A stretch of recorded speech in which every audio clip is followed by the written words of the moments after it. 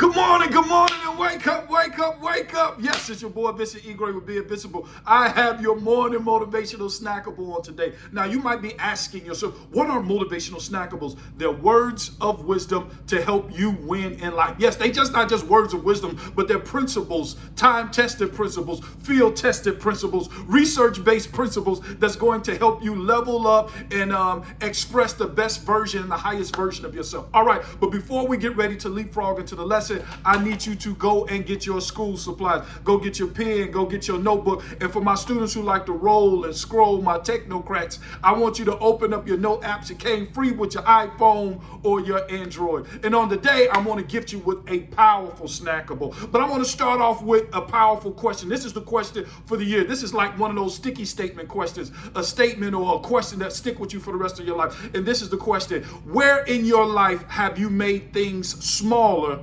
just so you won't have to grow bigger? Ooh, Vincent, yes, I'm going to ask you again. Where in your life have you made things smaller just so you won't have to grow bigger? And what I mean by that, a lot of times we just settle for less, not because that's all we're capable of, but because in order for us to become bigger and become greater, it requires us to confront our unused potential and also our mindset. So that's the question on today. What area of your life have you made smaller just so you won't have to grow bigger? All right, let me tell you the story. My son knows that I'm a basketball enthusiast and an aficionado. I'm using big words, aficionado. That's just like a person who likes something. So I love basketball, and I definitely love those athletes that know how to dunk, like Michael Jordan back in the day when he was dunking with his tongue out, or Dominique Wilkins when he was doing the windmill, or when LeBron James come down the middle like a semi-truck, and like my man Anthony Edwards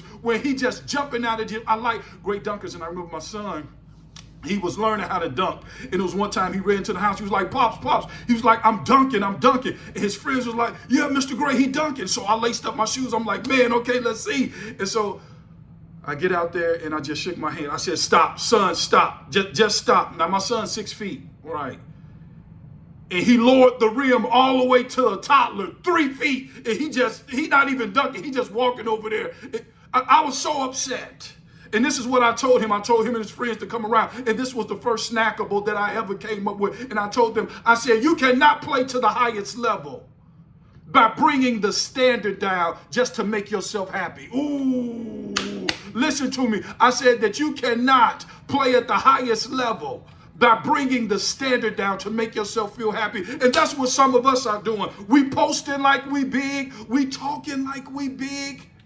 But we have lowered the standard. We cutting corners on our character.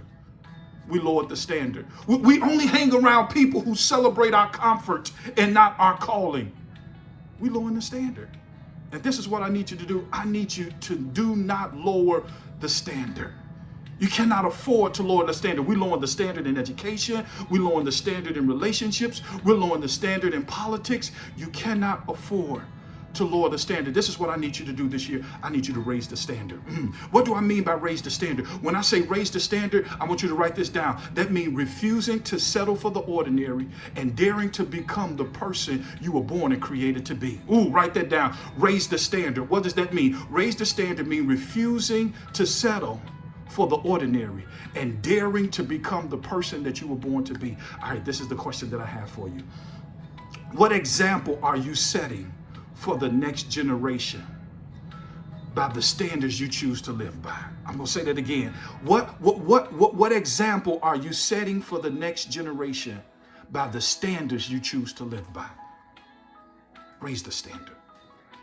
I'm going to ask you one more time. What example are you setting for the next generation by the standards you choose to live by? Because raising your standard is refusing to accept the ordinary and daring to become the person you were called, chosen, and created to be. That's all I have for you on today. My name is Vincent E. Gray with Be Invincible. As always, never let what your eyes see determine what your heart believes. All right, I'm about to go say it. Now go be successful. Raise your standards.